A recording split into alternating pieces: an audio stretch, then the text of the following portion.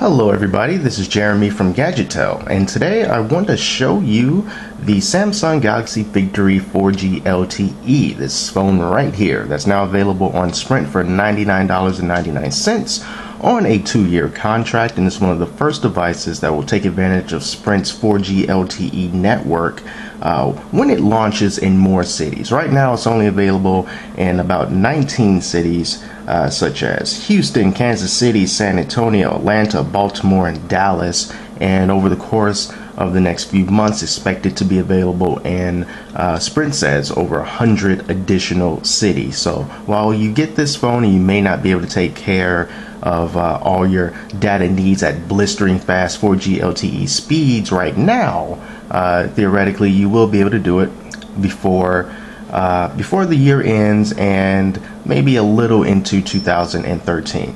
So just a few specifications about this phone. It does run Android 4.0.4. This ice cream sandwich. It has a 4-inch WVGA display with a resolution of 800 by 480 pixels, and it also has a 1.2 gigahertz dual-core Qualcomm processor. 5 megapixel camera on the back and 1.3 megapixel camera in the front. So inside the box, this isn't like a traditional unboxing because, you know, I've taken out the box. I had to give it a charge, but inside the box you just get the standard things. You get this, you get the charger, a USB to mini USB, and then you get the cable right here. So stick that in there and then bam, you get to charge your phone. Also in the box you get a bunch of documents, teach how to use the phone, safety things, and all that stuff that you don't really care about. And then here's the phone right here. So you can see it's a little thicker. It is a budget phone, so it's not the thinnest device in the world. It has this black bezel surrounded by silver outline to just let it differentiate itself, so you can say like, oh well, it's a bit of a two-tone phone here. And on the left side of the phone you have a micro SD card slot. It has 4 gigs of internal memory, and your volume switches are right there as well on the left side. And when you flip it over to the top, there's your headphone jack. Here is your power button. On the right side you have nothing except at the very bottom, which is a dedicated camera button. And the buttons at the bottom here are capacitive touch buttons for your home screen, this is your back button, and a menu button, which is quite strange because, you know, Google wanted Android manufacturers to get away from using a dedicated menu button in ice cream sandwich and above, but Samsung has stuck with it for the Galaxy Victory 4G LTE. And let's just turn it on. You see the familiar dandelion wallpaper that we've seen on the Samsung Galaxy S3, and you swipe anywhere you want to unlock the phone. I took too long to explain that and the phone went off, so let's swipe it. And I haven't done anything to this device, to the home screens or anything like that, so when you turn on the device, this is exactly what you're going to see. And I also had a software update available for this phone as soon as I turned it on. The Android software version is still Android 4.0.4, but I'm imagining that it was just some tweaks on the back end. It said that it was going to just basically help the phone to function better. Alright, that's good stuff. So you see how many home screens you have. We have 1, 2, 3, 4, 5 different home screens. You can put whatever you want on it. All this stuff are things that Samsung has already pre-installed and put on the device, and this is running Samsung's TouchWiz user interface, so it is not stock Android. And it also comes loaded with some of Sprint's apps. So you can see here you have Sprint Zone, Sprint ID, there's Sprint Hotspot down there.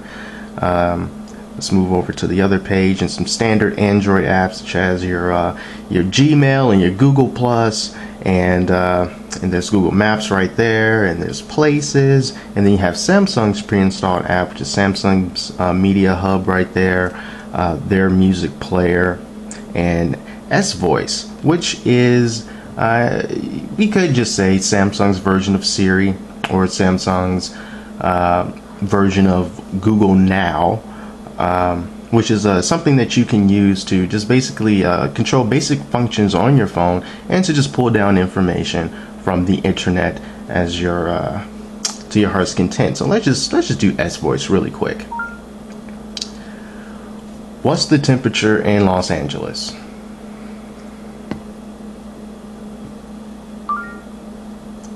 And it's going to tell me.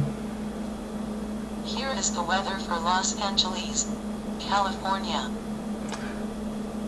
So you see, very similar to Siri, very similar to Google Now. S Voice is something that we saw on the Galaxy S3, but the software is not necessarily indicative of the power of the phone, because that application was leaked a long time ago, and people who didn't own Samsung devices were able to put S Voice on their phones. So while not particularly special by any stretch, it does come pre-installed on this phone. So yeah, let's go over some of the other things here.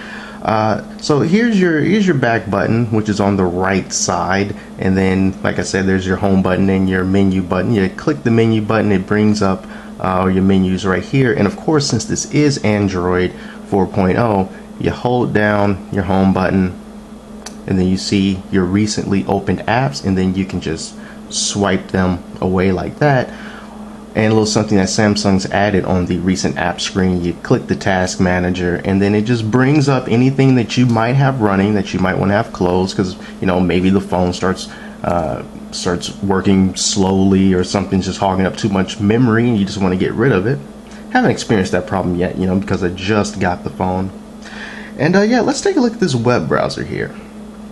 This is the stock Samsung web browser, and it's automatically just going to go to Gadgetel because that's how I set it up. And I am running on Sprint's 3G network, not connected to Wi-Fi. And let's just go back to Gadgetel's home page. And this is the mobile version of the page. So what we're going to do is we're going to go to the menu option, and we're going to force desktop view, just so we can see what the actual real web experience can be like on this phone. So as we wait for that, here we go. So we're all loaded up, and we're just going to zoom out a little bit here while the page loads. And one thing that I have noticed about this phone that I like so far is that the scrolling and the pinch to zoom is quite smooth, very smooth. So let's look at that. Very nice scrolling and zooming here. So I just click on a random story here. Ironically, let's just click on the story about how successful the iPhone 5 is so far. You can see the scrolling, very smooth. Pinch to zoom, also very smooth. Let's see how close we can get. That's as close as we can get, but it very responsive. Actually quite surprised, since this is a budget phone. It is $99.99, and the web surfing is pretty nice. So very nice surprise from that there. Just to see what else is different in Samsung's version of Android 4.0, we can just go to the settings here, and we can see that we have Android Beam and we have S Beam. Now S Beam is basically just a slightly modified version of Android Beam, which allows you to transmit things such as pictures and whatnot wirelessly to other devices that have NFC chips inside of them. And so when you want to get that to work, then you just have to make sure that you have these options on. You have Android Beam on, and you have S Beam on, and then you also have Wi-Fi Direct on. And then you can take this device and you can just put it to the back of another device that has an NFC chip installed, and then it should automatically tell you, hey, you want to share this photo? You say okay, and then it beams to the respective device. So yeah, that's just Samsung's take on S Beam, or on Android Beam, which is available on all ice cream sandwich devices. And Samsung just tried its own little color palette here. Different icons and colors for the sound and display, LED indicator. These are basically just standard Android options. And when we click on device, you can see that we are running Android 4.0.4. Alright, let's take a look at some of the messaging things. Let me make sure no one's number is in here. I don't think so. Okay. So that we can take a look at the keyboard. Now, here's one thing. I don't really care for the keyboard that much because the keyboard is quite small. It's a quite tiny keyboard. And if you have, I have normal size hands, but if you have big hands, these tiny keys might not work out for you. Now, of course, you can just install another keyboard if you want. But if I just wanted to type, let's say, hello, how are you doing today? Hello, how are you doing today? Almost flawless. I had a little mistype right there. It says today. But you do have some autocorrect options on the back. But if you find yourself using your phone more so in portrait mode rather than landscape mode, the keys might be a little small for you. So let's just try that again. Same sentence, only this time we're going to use portrait mode. So, hello, how are you doing today? And you see how much worse that is. Didn't really hit the space bar, misspelled a lot of stuff. Possibly indicative of my typing, or possibly indicative of how the keyboard is. So yeah, not a fan of the keyboard. Of course, you can use voice dictation. Hello, how are you doing today? And you see that was much faster. So that's also an Android 4.0 feature that lets you talk, and then the text will appear as you talk instead of waiting for you to finish your entire sentence. So yeah, that's the messaging feature there. And of course, you've got full access to all the Google suite of products, Google Play, Google Maps, Gmail, all that other good stuff. But what I'm going to do now is I'm going to take this phone through its paces. I'm going to take some photographs with it and do all that stuff, just to see how it holds up. It is a budget phone, and it is quite light. It is very light.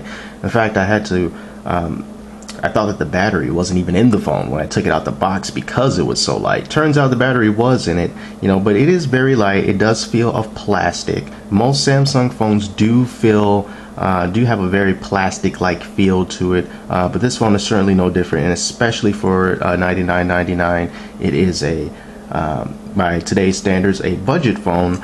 But if you or someone happen to be looking for, not the phone with all the bells and whistles, but just something that can let you get on the web, let you do stuff with moderate speeds, and then when you got Sprint's 4G LTE network coming up, very soon, this could be a device that they will want to try out, considering its price and considering that it's future-proof, at least as far as a mobile network connection is concerned. So yeah, that's just the first look at the Samsung Galaxy Victory 4G LTE, and I'm going to write a review on this within the next week or two before I have to send it back.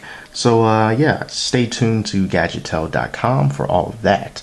So until next time, I'm Jeremy, and I'll see you next time.